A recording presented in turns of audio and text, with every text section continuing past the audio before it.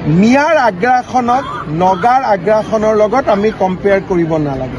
মিয়া মিয়াই নাগালেণ্ডে লৈ যোৱা নাই আৰু লৈ নাযায়। কাৰ ঘৰ জ্বলাইছে? আমাৰ কোনো অসমীয়া মানুহৰ ঘৰটো কোনেও জ্বলোৱা নাই।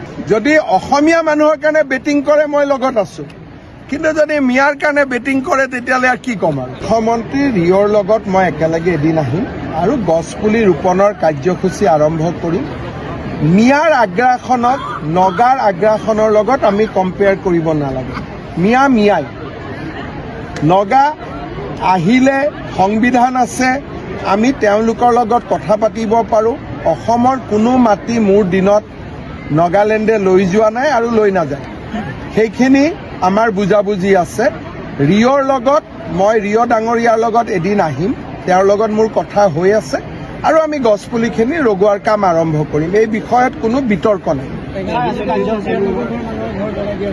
চাওক, মই আগতে কৈছোঁ যে কাৰ ঘৰ জ্বলাইছে, আমাৰ কোনো অসমীয়া মানুহৰ ঘৰটো কোনেও জ্বলোৱা নাই।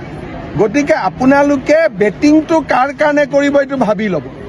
যদি অসমীয়া মানুহৰ কাৰণে বেটিং কৰে মই লগত আছো, কিন্তু যদি মিয়াৰ কাৰণে বেটিং কৰে তেতিয়াহ'লে আৰু কি ক'ম আৰু।